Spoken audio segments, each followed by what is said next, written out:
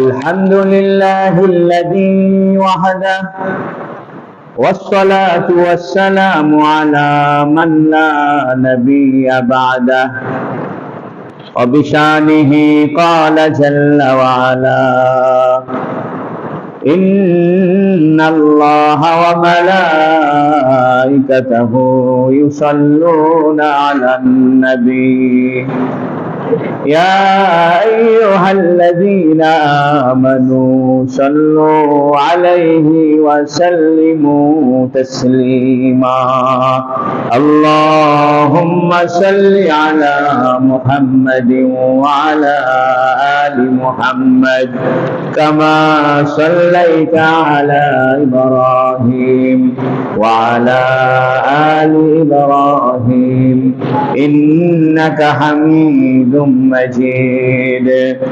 اللهم بارك على محمد وعلى آل محمد كما باركت على إبراهيم وعلى آل إبراهيم إنك حميد مجيد أما بعد فقد قال جل وعلا كلا والقمر والليل إذا أدبر والصبح إذا أسفر إنها لإحدى الكبر نذيرا للبشر لما شاء منكم أن يتقدم أو يتأخر الحمد لله আমরা দীর্ঘ এক মাস পরে আল্লাহ পাকের অশেষ মেহেরবানিতে আল্লাহর ঘরে বসে আল্লাহর কোরআনের তাফসীর শোনার জন্য আল্লাহ তৌফিক দান করলেন, বলুন আলহামদুলিল্লাহ। আমরা সূরাতুল মুদ্দাসসিরের তাফসীর শুনছিলাম। সূরাতুল মুদ্দাসসিরের দুটি রুকু, প্রথম রুকু 31 আয়াত বিশিষ্ট, তা আমরা শেষ করেছি। আজকে সূরাতুল মুদ্দাসসিরের দ্বিতীয় রুকু সম্পর্কে আলোচনা হবে। এই দ্বিতীয় রুকুর মাঝে আয়াত রয়েছে 25টি। সূরাতুল মুদ্দাসসিরে আল্লাহ ইতিপূর্বে আলোচনা করেছিলেন, হে নবী অর্থাৎ হে চাদর আবৃত, তুমি উঠে দাঁড়াও এবং মানুষকে সতর্ক করো। আরেকটি তরজমা ছিল যে হে নবী আপনি নামাজে দাঁড়িয়ে যান এবং নামাজ শেষ করে অর্থাৎ আল্লাহর সঙ্গে নামাজের মাধ্যমে সম্পর্ক স্থাপন করে আপনি জনগণের মাঝে ইসলামের দাওয়াতের কাজে বের হয়ে যান। এই বিষয়বস্তু নিয়ে এবং কাফেররা নবী আলাইহিস সালাতু ওয়াস সালামের যে বিরোধিতা করেছে, নবীকে হত্যার চেষ্টা করেছে, সে বিষয়ে আলোচনা ছিল। এবং যারা নবীজির বিরোধিতা করেছে, আল্লাহ রাসূলের বিরোধিতা করেছে, আখিরাতের বিরোধিতা করেছে, আখিরাতকে বিশ্বাস করে নাই, তাদের জন্য সাকার নামক জাহান্নামের কথা আল্লাহ আলোচনা করেছেন। আজকে এই সূরাতুল মুদ্দাসসিরের দ্বিতীয় রুকুর শুরুতে আল্লাহ বলছেন কাল্লা ওয়াল কামার। কাল্লা শব্দটি আরবিতে ব্যবহার হয় ধমক দেওয়ার অর্থে, জাজরান। আরেকটি অর্থ ব্যবহার হয় হাক্কান, সত্য রূপে। অর্থাৎ কোন জিনিসকে যদি খাঁটি হিসাবে, সত্য হিসাবে, বাস্তব হিসাবে প্রমাণ করতে চাওয়া হয়, তাহলে সেটা সতর্কতামূলক বলা হয় কাল্লা। আল্লাহ বলছেন কাল্লা। যদি আমরা ধমকের অর্থ ধরি তাহলে হবে কেন নয়, অর্থাৎ অবশ্যই। আর যদি আমরা হাক্কান শব্দ অর্থ ধরি তাহলে অর্থ দাঁড়াবে অবশ্যই। তাহলে দুইটি অর্থ একসঙ্গে করলে এমন হবে কেন এমন নয়, এটা তো বাস্তবেই সত্য। ওয়াল কামারি, চন্দ্রের শপথ। আল্লাহ পাক ধমক দিয়ে সতর্কতা হিসেবে মানুষকে সচেতন করার জন্য চন্দ্রের শপথ করেছেন। ওয়াল্লাইলি ইযা আদবারা, এবং রাতের শপথ করেছেন। ইযা আদবারা, যখন রাত পশ্চাতে আগমন করে, দিনের পরে আগমন করে। ওয়াসসুবহি, এবং সকালের শপথ করেছেন। ইযা আসফারা, যখন সকাল আলোকিত হয়ে যায়, প্রকাশিত হয়ে যায়। ইন্নাহা লাইহদাল কুবার, অবশ্যই এই সাকার নামক জাহান্নাম গুরুত্বপূর্ণ বিষয় সমূহ থেকে একটি বিষয়, অথবা গুরুত্বপূর্ণ ঘটনার একটা গুরুত্বপূর্ণ ঘটনা হলো সাকার নামক জাহান্নাম। মুফাসসিরিন কেরাম এটার আরেকটা অর্থ করেছেন যে নবীকে মান্য করা আর মান্য না করা এটাও একটা গুরুত্বপূর্ণ ব্যাপার। অর্থাৎ যারা নবীকে মান্য করবে তারা জান্নাত পাবে, সুবহানাল্লাহ। আর যারা নবীকে মানবে না, কোরআনকে মানবে না, এরা জাহান্নামে যাবে। অর্থাৎ আল্লাহর নবীকে মান্য করা, নবীজি আলাইহিস সালাতু ওয়াস সালামের নবুয়তকে স্বীকৃতি দেওয়া, এটাও গুরুত্বপূর্ণ একটা বিষয়। মুফাসসিরিন কেরাম এটার আরেকটা অর্থ করেছেন, সেটি হলো আখিরাতের বিশ্বাস, এটাও গুরুত্বপূর্ণ একটা ব্যাপার। অর্থাৎ যারা আখিরাত বিশ্বাস করে তাদের জন্য জান্নাত, আর যারা আখিরাত বিশ্বাস করে না, দুনিয়াতেও তাদের জন্য ক্ষতি, আখিরাতেও ক্ষতি। আল্লাহ বলছেন কি, কাল্লা ওয়াল কামারি ওয়াল লাইলি ইযা আদবারা ওয়াস সুবহি ইযা আসফারা ইন্নাহা লাইহদাল কুবার নাযীরাল লিল বাশার লিমান শাআ মিনকুম আন ইয়াতাকাদ্দামা আও ইয়াতাআখার। শপথ, চন্দ্রের শপথ। কেন নয়? চন্দ্রের কথা কি তোমরা ভেবে দেখেছো? এক নাম্বার। দ্বিতীয়ত আল্লাহ বলছেন রাতের কথা কি ভেবে দেখেছো? রাতের শপথ, ইজা আদবারা, যখন রাত দিনের পর পর আসে। আল্লাহ পাক কোরআনুল কারীমে বিভিন্ন বিষয়ে শপথ করেন। শপথ করার উদ্দেশ্য হলো বিষয়টার গুরুত্ব বোঝানো। তাছাড়া আল্লাহ পাক শপথ করার প্রয়োজন নাই। যেহেতু মানুষ কোন বিষয়ের গুরুত্ব বুঝাইতে চাইলে শপথ করে গুরুত্ব বুঝায়, এই জন্য আল্লাহ মানুষ যেভাবে বুঝতে সুবিধা হবে, মানুষের জন্য যেমন কসম করে কোনো কথা বললে সেটার গুরুত্ব হয়, তো আল্লাহ আমাদের উপযোগী কইরা গুরুত্ব বুঝানোর জন্য কসম করেছেন। সুবহানাল্লাহ। এখান থেকে একটা মাসলা হতে পারে যে আল্লাহর নাম ব্যতীত অন্য কিছুর শপথ করা বা কসম করা বৈধ হবে কিনা। হাদিসের দৃষ্টিতে আল্লাহর নাম ছাড়া কোন নামে কসম করা জায়েজ নেই, হারাম। অনেকে বলে তোমার মায়ের কসম লাগে, অনেকে বলে কোরআনের কসম লাগে, তোমার বাবার কসম লাগে, তোমার সন্তানের কসম লাগে। এগুলো সব নাজায়েজ কবিরা গুনাহ। আল্লাহ আমাদেরকে গুরুত্ব বোঝানোর জন্য কসম করেছেন। এটা আরব দেশের একটা বাক্য রীতি। আরব দেশে কোন মানুষ কোন বিষয়ের গুরুত্ব বুঝাইতে চাইলে কসম করে। এটা আরবি ভাষার একটা পদ্ধতি। এবং যে সময় কোরআন নাজিল হয় সে সময় আরবের লোকেরা ব্যাপক আকারে শপথ করত বিভিন্ন বিষয়ে। উজ্জার শপথ, লাতের শপথ, মানাতের শপথ, চন্দ্রের শপথ, সূর্যের শপথ, বিভিন্ন বিষয়ে শপথ করত। কিন্তু নবী আলাইহিস সালাতু ওয়াস সালাম এটা নিষেধ করেছেন যে আল্লাহর নাম ছাড়া আর কোন নামে মানুষের জন্য কসম করা বৈধ হবে না। কারণ মানুষের কাছে সবচেয়ে গুরুত্বপূর্ণ কি, চন্দ্র সূর্য না আল্লাহ? আর চন্দ্র সূর্যের বানানেওয়ালা কে? অতএব আপনি চন্দ্র সূর্যের নামে আর শপথ করতে পারবেন না, মায়ের নামে, সন্তানের নামে, পিতার নামে শপথ করতে পারবেন না। একমাত্র শপথ করতে হবে কার নামে? আল্লাহর নামে। কেউ যদি কসম করার পরেও সেই কাজটি করে ফেলে, একজন মানুষ শপথ করেছে যে আল্লাহর নামে কসম করে বলছি আমি এই কাজটা করব, তোমাকে এত টাকা দিব, অথবা আমি এই কাজটি সংগঠিত করব। যদি সে কসম করার পরে ওই কাজটি করতে ব্যর্থ হয়, না পারে, কসম ভঙ্গ হয়, তাহলে তার উপরে কাফারা দিতে হবে। কাফারা শব্দের অর্থ হলো ক্ষতিপূরণ দেওয়া। কি ক্ষতিপূরণ? আপনাকে 10 জন মিসকিনকে, 10 জন ফকিরকে 2 বেলা পেট ভরে খাওয়াইতে হবে। কেন? যেহেতু আপনি আল্লাহর নামে শপথ করে কাজটি করেন নাই, তাহলে যেন আপনি আল্লাহকেই অসম্মান করেছেন। কেন আল্লাহর নাম ব্যবহার করে কাজটা করলেন না? এই জন্য কসম না করা দরকার। সচরাচর যারা মিথ্যা কথা বলে বা সত্য কথা কম বলে বা মানুষ যাকে বিশ্বাস করতে চায় না, তখনই সেই লোকটা কসম করে। এই জন্য কসম করা ভালো জিনিস নয়, কারণ আপনার মানুষের কাছে আপনার মূল্যায়ন নাই, মানুষ আপনাকে বিশ্বাস করতেছে না, এই জন্যই তো আপনি কসম করতেছেন।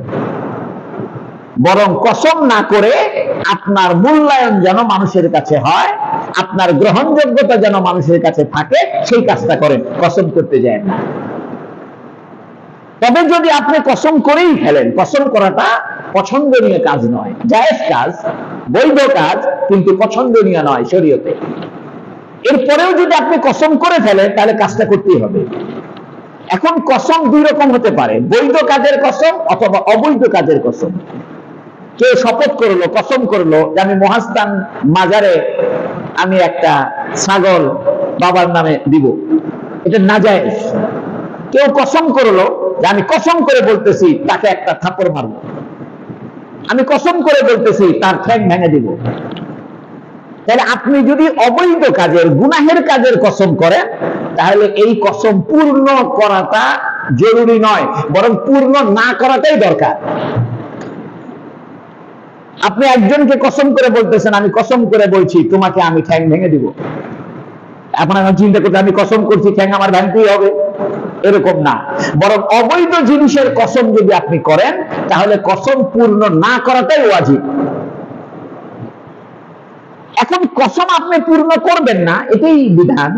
যেহেতু আপনি আল্লাহর নামে কসম করেছিলেন, আল্লাহর নামকে ব্যবহার করেছিলেন, এই জন্য আপনাকে আবার কাফারা দিতে হবে, 10 জন মিসকিনকে 2 বেলা পেট ভরে খাওয়াইতে হবে। আর যদি এটা না হয়, তাহলে 10টা ফিতরার মূল্য গরিব মানুষকে দিতে হবে। আমাদের সমাজে মানুষ অহরহ কসম করে, এইটা করবেন না। আর কসম যদি করেন, নাজায়েজ কাজের কসম করাটাও নাজায়েজ। আর যদি বৈধ কাজের, জায়েজ কাজের কসম করেন, পূর্ণ করাটা জরুরি। যদি পূর্ণ না করতে পারেন, তাহলে আপনাকে আবার ক্ষতিপূরণ দিতে হবে, 10 জন মিসকিনকে 2 বেলা পেট ভরে খাওয়াইতে হবে, অথবা 10টা ফিতরার দাম দিতে হবে। আমি মাঝখানে কিছু ফিকর মাসলা মাসাইল বলে দিলাম কসম সংক্রান্ত, যেহেতু এখানে আল্লাহ পাক চন্দ্রের কসম করেছেন। এখন প্রশ্ন হলো, আল্লাহ কসম করে, আমরা করলে অসুবিধা কি? আল্লাহ করবে গুরুত্ব বুঝানোর জন্য, আল্লাহর কসম উদ্দেশ্য নয়। আল্লাহর জন্য এটা বলবো, যেহেতু আল্লাহ চন্দ্র সূর্য সৃষ্টি করেছে। তুমি কি চন্দ্র সূর্য সৃষ্টি করেছো? তাহলে তুমি কেন চন্দ্র সূর্যের কসম করবা? তুমি তো তোমার বাবাকে সৃষ্টি করনি, মাকে সৃষ্টি করনি, সন্তানকে সৃষ্টি করনি, অর্থাৎ তুমি তাদের নামে কসম করতে পারবা না। এখন প্রশ্ন হলো, আল্লাহ চন্দ্রের কেন শপথ করলেন, রাতের কেন শপথ করলেন, এবং সকালের শপথ কেন করলেন? এই আয়াতের ভিতরে আল্লাহ পাক 3টা বিষয়ের শপথ করেছেন। একটা হলো চন্দ্র, কাল্লা ওয়াল কামারি, কেন নয় চন্দ্রের শপথ, অথবা বাস্তবিক অর্থেই চন্দ্রের শপথ, অর্থাৎ চন্দ্রের গুরুত্ব বুঝাইতে চাই আমি। আল্লাহ বলছেন যে অবশ্যই আমি চন্দ্রের গুরুত্ব বুঝাইতে চাই, চাঁদের গুরুত্ব বুঝাইতে চাই। ওয়াল্লাইলি ইযা আদবারা, এবং রাতের গুরুত্ব বুঝাইতে চাই, এজন্য রাতের শপথ করে বলছি ইযা আদবারা, যখন সকালে চলে গেলেই, দিবস চলে গেলেই রাত আসে। ওয়াসসুবহি, এবং সকালের শপথ করছি ইযা আসফারা, যখন তা আলোকময় হয়ে যায়, প্রকাশিত হয়ে যায়। এটা তো আল্লাহ কসম করলেন। কিসের কসম, কি জন্য, সেটা পরে বলতেছে। ইন্নাহা লাহাদাল কুবার, সাকার নামক জাহান্নাম গুরুত্বপূর্ণ একটা বিষয়ের একটা বিষয়। এই সাকার নামক জাহান্নামের সাথে এই চন্দ্র, রাত্রি আর সকালের কসমের কি সম্পর্ক, এটা বুঝেন। সেটা হলো চন্দ্র আমরা সৃষ্টি করি নাই, এটা সবাই মানবে। কোন মানুষ চাঁদ বানায় নাই, কোন বিজ্ঞানীকে চাঁদ বানিয়েছে? চাঁদ কেউ বানায় নাই। চাঁদের কন্ট্রোলিং কোন মানুষের কাছে নাই। এবং চাঁদ তার অবস্থান পরিবর্তন করে। যখন নতুন চাঁদ ওঠে, চিকুন হয়ে ওঠে, আস্তে আস্তে চাঁদের শরীরটা বড় হয়, হইতে হইতে পূর্ণিমার সময় পূর্ণাঙ্গ চাঁদ রূপ লাভ করে। এরপরে আবার চন্দ্র আস্তে আস্তে ক্ষয়িষ্ণু হয়ে যায়, কমে যায়, যাইতে যাইতে 27 তারিখে, আরবি মাসের 27 তারিখে এটা অমাবস্যা হয়ে যায়, চাঁদের আলো আর থাকে না। এবং চাঁদের মধ্যে গ্রহণ লাগে, মাঝে মাঝে চন্দ্র গ্রহণ লাগে। অর্থাৎ আল্লাহ বুঝাইতে চায় যে দেখো, আমি আকাশে একটা চাঁদ সৃষ্টি করেছি। এই চাঁদ তোমাদের অন্ধকারে আলো দেয়। এই চাঁদ তোমরা বানাও নাই। এই চাঁদের গতি প্রকৃতি তোমাদের কন্ট্রোলে নাই। এবং এই চাঁদ যে গুরুত্বপূর্ণ বিষয়, এটা তোমরা বুঝো। কমস কম এতটুকু তো বুঝো, কোন মানুষের পক্ষে চাঁদ বানানো সম্ভব নয়। তাহলে যারা চাঁদ বানাইতে পারে নাই, তাদেরকে কেন পূজা করো? লাত উজ্জা মানাত যে মূর্তির পূজা তোমরা করো, এই মূর্তিগুলো কি চাঁদ বানিয়েছে? এই চন্দ্রের, এই চাঁদের এই বহুমুখী অবস্থান, তার উজ্জ্বল হওয়া, রাতের অন্ধকারকে দূরীভূত করা, এবং চাঁদের আলোতে ফুলের ভিতরে ঘ্রাণ সৃষ্টি হয়। সুবহানাল্লাহ। চাঁদ যদি পৃথিবীতে না উঠতো, কোন ফুলের সুবাস হতো না। ফল পাকে সূর্যের আলোতে, কিন্তু ফলের ভিতরে যে সুঘ্রাণ এবং মিষ্টি মিষ্টি যে স্বাদ সৃষ্টি হয়, এটা চাঁদের কারণে হয়। এই চাঁদের বহুমুখী অবস্থান আল্লাহ আমাদেরকে বুঝাইতে চায়। দেখো, এই বহুমুখী অবস্থান বহু কাজের লাগে চাঁদ। এই চাঁদের শপথ করে বলছি, চাঁদ একটা গুরুত্বপূর্ণ বিষয় তোমাদের ধরাছোঁয়ার বাইরে। ওয়াল্লাইলি, এবং রাতের শপথ। কেন? দেখো না, হঠাৎ করে সন্ধ্যা লাগলে সব অন্ধকারে ছেয়ে যায়। তোমরা সমস্ত পৃথিবীর বিজ্ঞানীরা মিলে তো রাতকে সরাইয়া দিতে পারবে না, রাত্রিকে 2 ঘন্টা পিছনে দিতে পারবে না। এবং রাতের উপরে কোন মানুষের কোনো কন্ট্রোল নাই, কোনো ক্ষমতা নেই। পৃথিবীর সমস্ত মানুষ মিলে যদি চেষ্টা করে আমরা রাত আসতে দিব না, রাতকে আটকায় রাখো, পারবে না। এই জন্য আল্লাহ রাতের শপথ করেছে যে আমি চাইলে অন্ধকারও করতে পারি, চাইলে আলো করতে পারি। এখন আল্লাহ বলছেন ওয়াল্লাইলি ইযা আদবারা, রাত যখন, আদবারা দুপুর বলা হয়, নিতম্বকে বলা হয় দুপুর। দুপুর শব্দের অর্থ পিছনে। অর্থাৎ একটা জিনিস চলে যাওয়ার পরপরই যে আরেকটা জিনিসের আগমন হয়, এটাকে বলে আদবারা বা দুপুর। মনে করেন আব্দুল করিম নামক একজন লোক আসলো, তার পরপরই আব্দুল রাজ্জাক নামে আরেক লোক আসলো, তাহলে আরবিতে বলা হবে আদবারা আব্দুল রাজ্জাক বি আব্দুল করিম। অর্থাৎ আব্দুল করিম আসার পরপরই আব্দুল রাজ্জাক এসেছে। এটা বোঝানোর জন্য আরবিতে আদবারা শব্দ ব্যবহার হয়। এখন দিন চলে গেল, সাথে সাথে কি হবে? রাত আসবে। অর্থাৎ দিন চলে যাওয়ার আর দেরি করা হবে না রাত আসতে। অর্থাৎ দিন শেষ হলেই কি শুরু হবে? রাত শুরু হবে। যেহেতু দিনের পরপরই রাতের আগমন হয়, এই জন্য আল্লাহ বলছেন ওয়াল্লাইলি ইযা আদবারা, রাতের শপথ যখন তা পিছে পিছে আগমন করে, পিছনে পিছনে চলে আসে, পশ্চাতে আগমন করে, অর্থাৎ দিবসের পশ্চাতে আগমন করে। আবার কি হয়? ওয়াসসুবহি, আবার রাত শেষ হয়ে গেলে সকাল হয়। ওয়াসসুবহি ইযা আসফারা, এবং সকালের শপথ যখন তা আলোকিত হয়, প্রকাশিত হয়, আলোকিত হয়।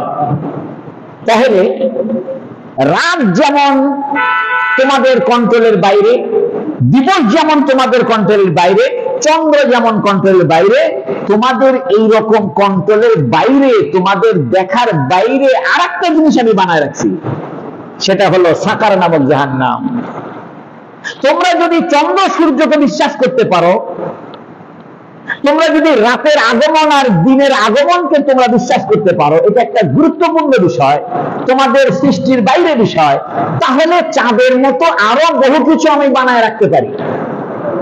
সূর্য যেমন আমি বানিয়ে রাখছি একটা আগুনের দলা সূর্য, এটা তোমরা বিশ্বাস করো, কারণ তোমাদের সামনে আমি সূর্য প্রকাশিত করেছি, চন্দ্রকে তোমাদের সামনে প্রকাশিত করেছি, এই জন্য তোমরা চাঁদ বিশ্বাস করো।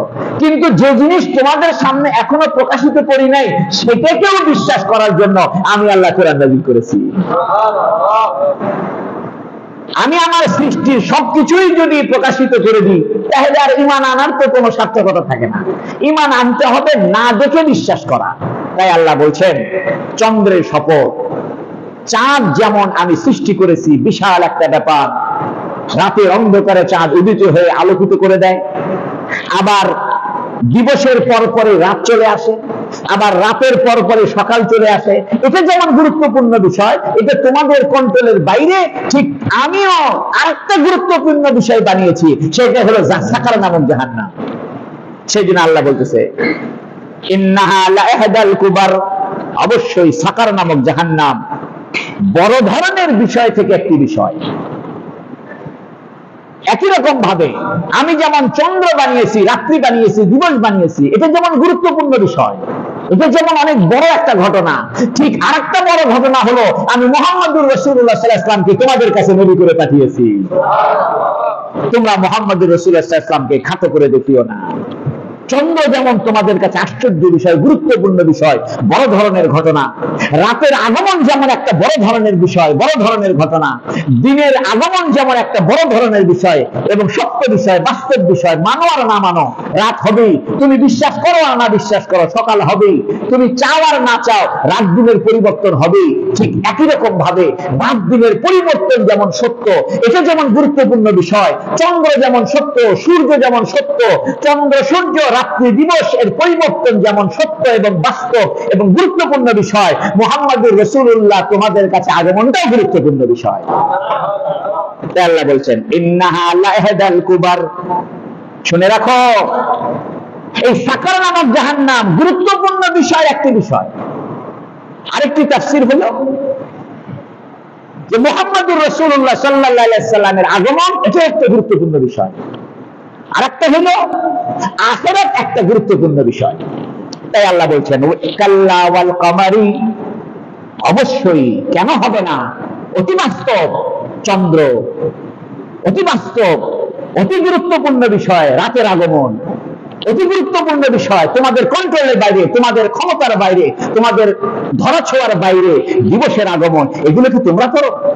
তো তোমাদের কাছে চাঁদ যদি গুরুত্বপূর্ণ বিষয় হয়, দিবসের আগমন, রাত্রির অপসারণ, রাতের আগমন, দিন চলে যাওয়া, রাত আসা, আবার দিন আসা, এটা যেমন একটা গুরুত্বপূর্ণ বিষয়, এটা বড় ধরনের একটা বিষয়, ঠিক একই রকম বড় ধরনের বিষয় হলো মুহাম্মদুর রাসূলুল্লাহ সাল্লাল্লাহু আলাইহি ওয়াসাল্লাম তোমাদের কাছে আগমন করেছে। আরেকটি গুরুত্বপূর্ণ বিষয় হলো আখিরাত নামক একটা বিষয় আছে। চন্দ্র যেমন সত্য, তোমরা দেখে চাঁদকে বিশ্বাস করো, সূর্য যেমন দেখে বিশ্বাস করো, আমি এই চন্দ্র সূর্য যেমন বড় ধরনের একটা আমার সৃষ্টি, ঠিক এরকম আরেকটা সৃষ্টি হলো আখিরাত। তাই মুফাসসিরিনে কেরাম বলছেন, ইন্নাহা লাইহদাল কুবার, ইন্নাহা যে সর্বনাম, এই সর্বনামের তিনটা ইঙ্গিত হতে পারে। একটা ইঙ্গিত হলো সাকার নামক জাহান্নাম, আরেকটা ইঙ্গিত হলো মুহাম্মদুর রাসূলুল্লাহ সাল্লাল্লাহু আলাইহি ওয়াসাল্লামের আগমন, আরেকটা হলো আখিরাতের আগমন, অর্থাৎ মৃত্যুর পরে নতুন একটা জীবন শুরু হবে, এটাও একটা গুরুত্বপূর্ণ বিষয়। এই যে আখিরাত, এই যে মুহাম্মদুর রাসূলুল্লাহ এবং এই যে সাকার নামক জাহান্নাম, এটা আমি কেন করেছি? নাযীরাল লিল বাশার, নাযীর বলা হয় ভালোবেসে সতর্ক করা, ভালোবেসে কাউকে কোনো বিষয়ে সতর্ক করা। একজন মাদ্রাসার উস্তাদ ছাত্রকে বলে, শোনো, আগামীকাল পড়াশোনা ঠিক করে আসবা, যদি না আসো তাহলে কিন্তু পিটন আছে। আচ্ছা, এই যে ওস্তাদ ছাত্রকে আগামীকাল পড়াশোনা ঠিক করে না আসলে তাকে শাস্তি দিবে, এটা কি ছাত্রের সঙ্গে তার শত্রুতা আছে? কেন? সে তাকে ভালোবাসে, ওস্তাদে তার ছাত্রকে ভালোবাসে, সেই জন্য ছাত্রকে সে সতর্ক করতেছে, যদি এটা না করে তাহলে কিন্তু ক্ষতি হবে। ভয় দেখিয়ে সতর্ক করার নাম হলো নাযীর, আর আনন্দদায়ক জিনিসের কথা বলে সতর্ক করার নাম হলো বাশীর। এই জন্য আমাদের রাসূলের নাম হলো নাযীর, বাশীর ওয়া নাযীরা। রাসূলুল্লাহ সাল্লাল্লাহু আলাইহি ওয়াসাল্লাম সতর্ক করেন, আমাদেরকে জাগিয়ে তোলেন, আমাদেরকে উদ্বুদ্ধ করেন জান্নাতের কথা বলে। আমরা যদি ভালো মনের মানুষ হই তাহলে জান্নাতের কথা বললে আমরা আখিরাতের প্রতি উৎসাহিত হব। আর যদি তাও আমি না হই, আমি যদি একটু দ্বিতীয় শ্রেণীর নাগরিক হই, অর্থাৎ বিগ্রেডের মানুষ হই, আমার অন্তরটা যদি একটু খারাপ হয়, তাহলে আমাকে লাঠির ভয় দেখাইতে হবে। যে ছাত্রটা ভালো, তাকে যদি বলা হয় ভালো করে পড়ে আসো, তাই সে পড়ে আসে। তা বলা হয় তুমি ভালো করে পড়া করে আসবা, তাহলে তোমাদের চকলেট দিব, সে খুশি। আর একজন ছেলেকে চকলেট দিয়েও সে পড়ে না, তখন দ্বিতীয় রাস্তা হলো তাকে শাসন করতে হবে, প্রহার করতে হবে, তাকে অসম্মান করতে হবে, তাইলে সে এই ভয়তে পড়বে। আল্লাহ দুইটা রাস্তা বেছে নিছেন। জান্নাতের সুসংবাদ দিচ্ছেন যাতে আমরা ভালোই ভালোই জান্নাতের আশায়, আল্লাহর সন্তুষ্টির আশায় ভালো কাজ করি, আখিরাতের কাজ করি। তাও যদি না করি তাহলে একটু জান্নাতের পাশাপাশি জাহান্নামের ভয় দেখাইছে। আল্লাহ বলতেছেন নাজির আল্লিল বাশার, এই যে সাকার নামক জাহান্নাম, এটা মানুষকে সতর্ক করার জন্য, মানুষকে ভালোবেসে সতর্ক করার জন্য সাকার নামক জাহান্নামের কথা জানাই দিলাম। আর একটা হলো মুহাম্মদ রাসূলুল্লাহ সাল্লাল্লাহু আলাইহি ওয়াসাল্লাম যে তোমাদের কাছে আগমন করেছেন, তিনিও নাজির, তিনিও তোমাদেরকে জাহান্নামের ভয় দেখান। তবে তিনি তোমাদের শত্রুতা করে ভয় দেখান না, তিনি তোমাদের ক্ষতি চান না, তিনি তোমাদের কষ্ট চান না, তিনি তোমাদেরকে ভালোবাসেন। এই জন্য তার আগমনটাও মানুষের জন্য সতর্কতা স্বরূপ। একই রকম ভাবে আখিরাতের বিশ্বাস, আখিরাতে একদিন হবে, এটাও একটা সতর্কতা। এই জন্য এখানে সতর্ক করার তিনটা রাস্তা আমরা পাইলাম এই আয়াতের থেকে। একটা পাইলাম জাহান্নাম থেকে সতর্ক করা, অর্থাৎ জাহান্নামের ভয় দেখিয়ে মানুষকে সতর্ক করা। আর একটা হলো মুহাম্মদুর রাসূলুল্লাহ সাল্লাল্লাহু আলাইহি ওয়াসাল্লাম নিজেই সতর্ককারী, অর্থাৎ মুহাম্মদ সাল্লাল্লাহু আলাইহি ওয়াসাল্লামের দ্বারাই আল্লাহ সতর্ক করেছেন। আর একটা হলো আখিরাতের বিশ্বাস অন্তরে রেখে আল্লাহর নিষেধাজ্ঞা জিনিস থেকে সতর্কতা স্বরূপ বেঁচে থাকা। একটা মানুষের জীবনে এর চাইতে উৎকৃষ্ট রাস্তার হতে পারে না। একটা মানুষের অন্তরে যদি আখিরাতের বিশ্বাস থাকে, তাহলে তাকে বলতে হবে না যে তুমি ঘুষ খাও না। একটা মানুষের অন্তরে যদি জাহান্নামের ভয় থাকে, তাকে বলতে হবে না তুমি জিনা করিও না, বলতে হবে না। সমস্ত পাপ পদতলিত হবে, সমস্ত অন্যায় অবিচার সে পদদলিত করবে যদি তার অন্তরে আখিরাতের ভয় থাকে। সমস্ত অন্যায় অবিচার থেকে মানুষ বেঁচে থাকবে যদি মুহাম্মদুর রাসূলুল্লাহ সাল্লাল্লাহু আলাইহি ওয়াসাল্লামকে ভালোবাসে। সমস্ত অন্যায় অবিচার থেকে বেঁচে থাকবে যদি সে জাহান্নামকে ভয় করে। তাই আল্লাহ পাক এই তিনটা বিষয়ের সতর্কতা আমাদেরকে করেছেন। এখন আল্লাহ বলছেন লিমান শাআ মিনকুম আইয়াতাকাদ্দাম আও ইয়াতাআখার। লিমান শাআ মিনকুম, তোমাদের মধ্যে যার মনে চায় আইয়াতাকাদ্দামা, সে যেন অগ্রে কিছু ভালো কিছু প্রেরণ করুক, আও ইয়াতাআখার, অথবা পিছনে কিছু ফেলে চলে যাক। তাকাদ্দামা বলা হয়, কদম শব্দের অর্থ হলো পা। মানুষের পাকে বলে কদম, তার বহু বচন আকদাম। কেন পাকে আরবিতে কদম বলে? কারণ মানুষ পায়ের দ্বারা সামনের দিকে চলে, এই জন্য পাকে আরবিতে কদম বলে। রিজিলও বলে, কদমও বলে। বা পায়ের যে ধাপ, আপনি পা দিয়ে হেঁটে প্রতিটা ধাপে ধাপে যত পথ অতিক্রম করবেন, এক একটা ধাপকে, এক একটা আপনার চলার খণ্ডিত অংশকে আরবিতে বলে কদম। এখান থেকে আসছে ইয়াতাকাদ্দামা, অর্থাৎ তুমি ধীরে ধীরে আখিরাতের জন্য কিছু আগে ভাগায় পাঠায় দিলে পাঠায় দাও, এটা ভালো হবে। আর যদি তোমার আখিরাতের ভয় না থাকে, এটা আখার, আখার মানে পিছনে, অর্থাৎ পিছনে কিছু ফেলে চলে যাও। অর্থাৎ তোমাকে আমি হায়াত দিয়েছি, তোমাকে সুস্থতা দিয়েছি, তোমাকে বুদ্ধি দিয়েছি, তোমাকে টাকা পয়সা দিয়েছি, তুমি এগুলোর মাধ্যমে কিছু আখিরাতের পুঁজি আগে ভাগে পাঠায় দাও যদি ভালো চাও। আর যদি ভালো না চাও, তাহলে এগুলো দুনিয়ার রং তামাশায় ব্যয় করে দুনিয়াতে ছেড়ে চলে যাও। এই আল্লাহ বলতেছেন লিমান শাআ মিনকুম, যে ব্যক্তি তোমাদের মধ্যে চায় আইয়াতাকাদ্দামা, আখিরাতের জন্য কিছু ধীরে ধীরে অগ্রসর করবে, আগে কিছু পাঠায় দিবে, আও ইয়াতাআখার, অথবা পিছনে ফেলে যাবে। আমরা কি করব বলেন না? আগে পাঠাবো না পিছনে রেখে যাব? আগে পাঠা যাবে। এখন আগে যেটা পাঠাবেন সেটা তো পরে পাবেন, ঠিক না? যা আগে পাঠিয়ে দিয়েছেন সেটা কি এখনই পাবেন? পরে পাবেন না। আল্লাহ এটার একটা উদাহরণ দিচ্ছে। ওই আয়াতের সাথে এই আয়াতের একটা কানেকশন আছে, এটাকে রব্তু বাইনাল আয়াতাইন বলে। দুই আয়াতের মাঝখানে সম্পর্ককে আরবিতে রব্ত বলে। আল্লাহ তো বললেন তোমাদের মনে চাইলে আগে ভাই কিছু পাঠাও, আর মনে না চাইলে পিছনে রেখে যাও। যেখানে আপনি থাকতেই পারবেন না সেখানে রেখে যায় লাভ আছে? আপনি একটা ভাড়া বাসায় উঠছেন, এখন ভাড়া বাসায় আপনি সুন্দর করে টাইলস লাগালেন, আপনি কি এই বাসা ছেড়ে দেওয়ার পরে টাইলস নিয়ে চলে যেতে পারবেন?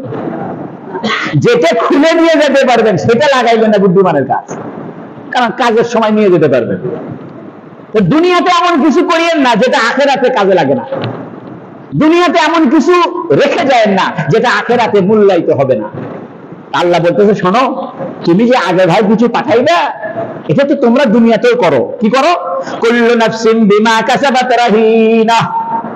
তোমাদের প্রত্যেক মানুষই তো যা কর্মকাণ্ড করে এটা বন্ধকি স্বরূপ থাকে, মর্গেজ থাকে। রেহেন বলা হয় কারো কাছে কোনো দ্রব্যাদি জমা রেখে বিনিময়ে টাকা নেওয়া। যেমন ব্যাংকে আমরা জায়গা জমি রেখে কিনি, বলেন না, লোন নিই, স্বর্ণের অলংকার জমা রেখে টাকা নেই। অথবা কোনো মানুষের কাছ থেকে টাকা ধার চাচ্ছেন, দেয় না, তখন তাকে বলা হয়, ভাই আমার মোবাইলটা জমা রাখেন, আমার এটা 5,000 টাকা দেন, আমি যেদিন টাকা শোধ করবো সেদিন মোবাইলটা ফিরাই দিবেন। এটা দুনিয়াতে চালু আছে। যেহেতু দুনিয়াতে এটা চালু আছে, এই জন্য এই দুনিয়ার যেটা চালু, তোমরা যেটা ভালো বুঝবা, মানুষে যেটা বুঝবে, মানুষের যেটা করতে অভ্যস্ত, ওই বিষয়টাকে আল্লাহ কোরআনে আনছে। এই জন্য কোরআন আপনার জীবনের সাথে সম্পর্ক। কোরআন আপনার জীবনের কথাই বলে। কোরআন শুধু জান্নাত জাহান্নামের কথা বলে তা নয়, কোরআন আপনার বাস্তব জীবনকে উদাহরণ করে আখিরাত বুঝায়। আল্লাহ বলছেন, কুল্লু নাফসিন বিমা কাসাবাত রাহিনা। আরে তোমাদের মধ্যে প্রত্যেক ব্যক্তি তো বিমা কাসাবাত, যা তোমরা অর্জন করো, কামাই করো, যা তোমরা কৃতকর্ম করো, কাজ কাম করো, এগুলো তো তোমরাও তো দুনিয়াতে বন্ধক রাখো। এখন এটি আল্লাহ কেন বললেন? বন্ধক রাখার সাথে আমাদের জীবনের কি সম্পর্ক? মুফাসসিরিনে কেরাম বলেন, প্রথম কথা হলো, মানুষ কাউকে বিশ্বাস করে কিছু জমি বন্ধক রাখে বা মর্গেজ রাখে। যাকে বিশ্বাস করে না তার কাছে কেউ কি কিছু বন্ধক রাখবে? আল্লাহ বলছেন, আমারে বিশ্বাস করে তুমি আমার কাছে কিছু বন্ধক রাখো। অর্থাৎ দুনিয়াতে যে নেক আমল করবা, নামাজ পড়বা, দান সদকা করবা, জিহাদ করবা, আল্লাহর পথে জীবন দিবা, সত্য কথা বলবা, অন্যায় করবা না, যত নেক আমল করবা এটা আমার কাছে জমা রাখো, মৃত্যুর পরে তাই যাবে। অর্থাৎ তুমি নেক আমল আমার কাছে জমা রাখছো, আমি তোমাকে করছি কি একটা সুস্থতা দিয়েছি। অর্থাৎ তোমার আখিরাতের জীবন আমার কাছে বন্ধক রাখা। তুমি তোমার আখিরাতের জীবনকে আমার কাছে মর্গেজ রাখছো, আমার কাছে বন্ধক রাখছো, দায়বদ্ধ রাখছো। আর এর পাশাপাশি আমি তোমাকে একটা সুস্থতা দিয়েছি, তোমাকে বুদ্ধি দিয়েছি, টাকা পয়সা দিয়েছি, একটা জীবন দিয়েছি, 60-70 বছর 80 বছরের জীবন দিয়েছি। তুমি আমার থেকে জীবন ধার নিয়েছো, তুমি আমার থেকে সুস্থতা ধার নিয়েছো। আমরা ব্যাংক থেকে কিনি, বলেন না, টাকা রাখি কি? জমি, জমি রাখি, বিল্ডিং রাখি, স্বর্ণের অলংকার রাখি, রেখে আমরা টাকা নিই। আল্লাহ বলতেছে, তুমি তো আখিরাতকে আমার কাছে বন্ধক রাখছো, আর আমি ওই আখিরাতকে কামানোর জন্য, ওই বন্ধকটাকে ছুটিয়ে নেওয়ার জন্য, ওই বন্ধকটাকে মুক্ত করার জন্য তোমাকে একটা জীবন দুনিয়াতে দিছি। এই জীবনটা তুমি যদি ভালোভাবে কাটাও, তাহলে আখিরাতে যেটা নেক আমলের যে পুঁজি, যে জান্নাত তুমি তোমার জন্য আমি বন্ধক রেখে দিয়েছি, সংরক্ষিত রেখেছি, দায়বদ্ধ রেখেছি, মর্গেজ রেখেছি, টাইম মতো তোমাকে ফিরিয়ে দিব। দুনিয়াতে কোনো মানুষ যদি ব্যাংকের টাকা ফিরিয়ে না দেয়, তাহলে ব্যাংক ম্যানেজার তার জমি ফিরিয়ে দিবে না। ব্যাংক ম্যানেজার বলবে, আগে টাকা জমা দেন, তারপরে জমি নিয়ে যান।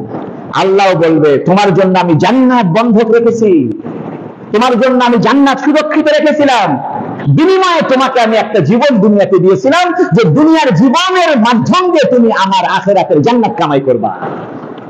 দুনিয়ায় সুস্থতা দিয়েছি, এই সুস্থতার উপরে নেক আমল করে তুমি আমার আখিরাতের জান্নাত পাইবা। কিন্তু তুমি তো তোমার দুনিয়ার জীবনকে আতাখার পিছনে ফেলে গেলে।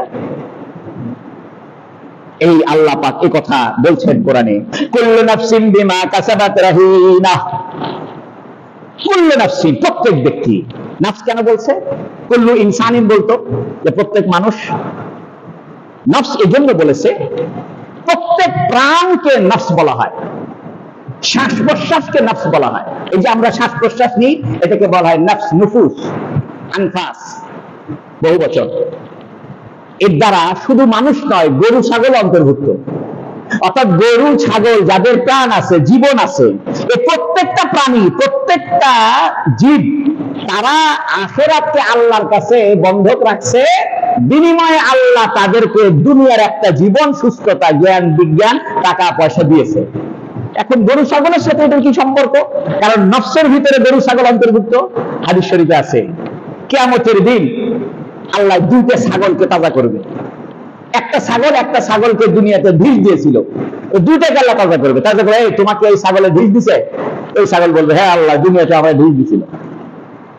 আল্লাহ করবে, তুমি আর বিষ মারো।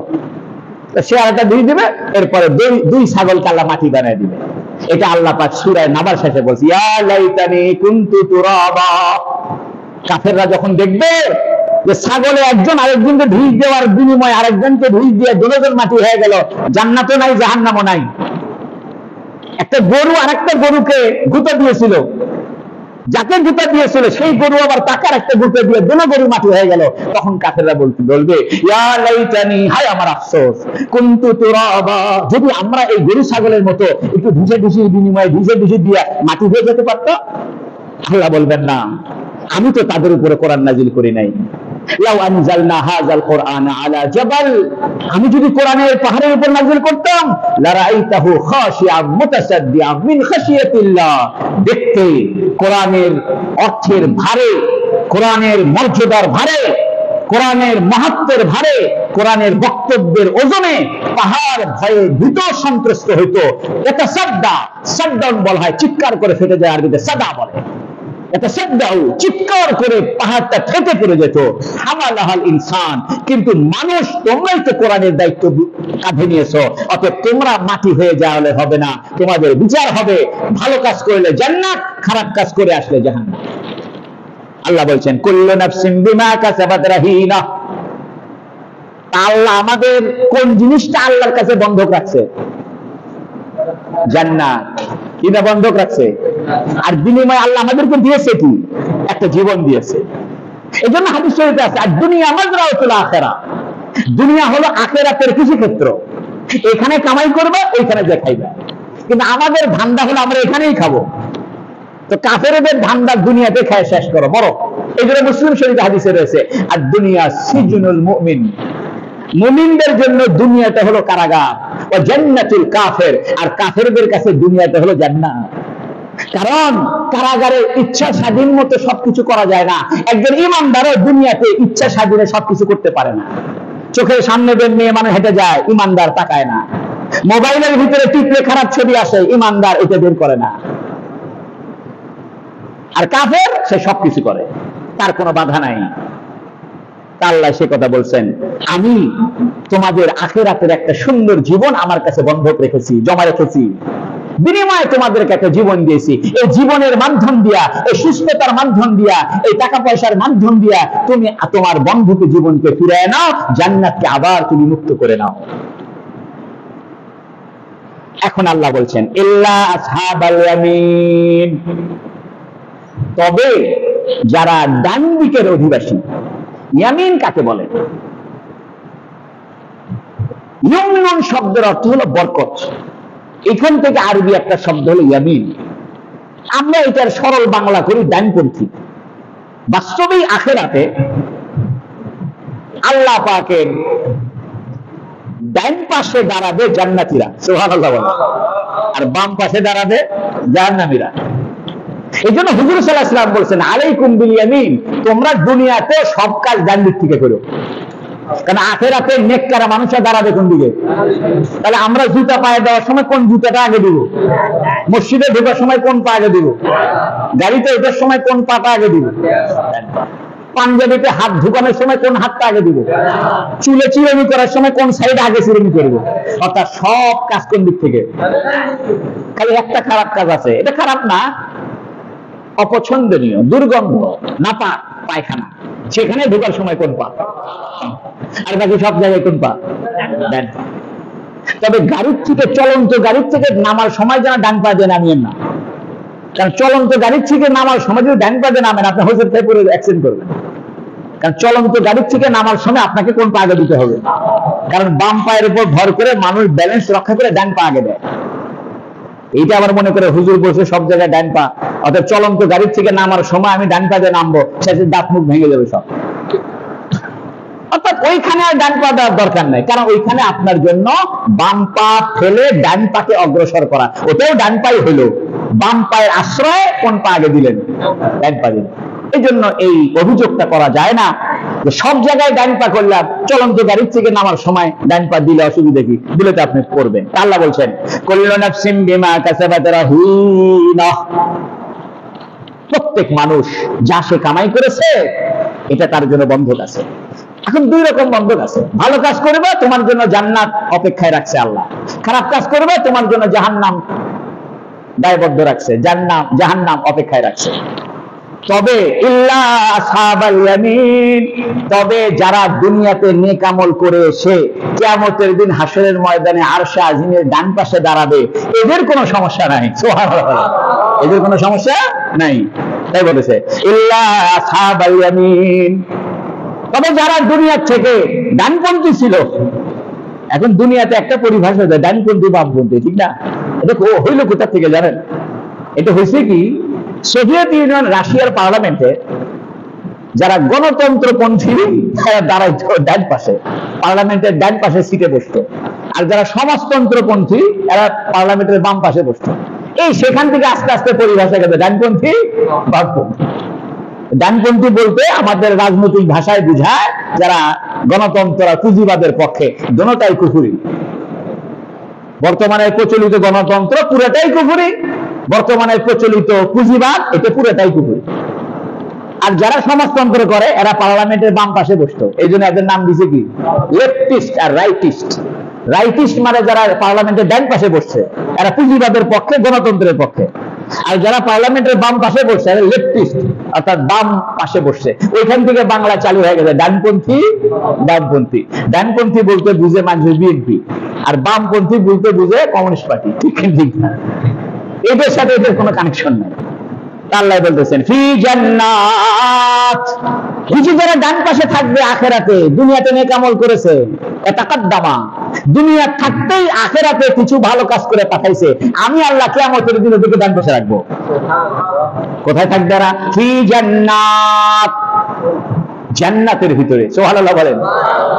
জান্নাত বহু বচন, এটা আল্লাহ বলতে পারে ফি জান্নাতিন, জান্নাতিন না বলে বলছে জান্নাত। হাদিস শরীফে আছে যে ব্যক্তি সর্বনিম্ন বেহেশতটা পাবে তাকে আল্লাহ 10 দুনিয়ার সমান জান্নাত দিবে। কয় দুনিয়ার সমান? এখন আপনার প্রশ্ন, হুজুর এত জান্নাত আল্লাহ রাখছে কই? কারণ সর্বনিম্ন যে জান্নাতে যাবে সে একটা জান্নাত পাবে কত বড়? 10টা দুনিয়ার সমান। তাহলে তো বহু জান্নাত দরকার, এত স্পেস কই? আরে সূর্য দুনিয়ার চেয়ে কয় লক্ষ গুণ বড়, মানে 13 লক্ষ পৃথিবী সূর্যের ভিতরে একবারে ঢুকে রাখা যায়। এরকম সূর্য পৃথিবীতে একটা না, কোটি কোটি। আপনারা মনে করছেন সূর্য মানে একটা, এটা ভুল কথা। আমরা যে সৌরজগতে বসবাস করি সেই সৌরজগতের সূর্য একটা আমরা দেখতে পাচ্ছি।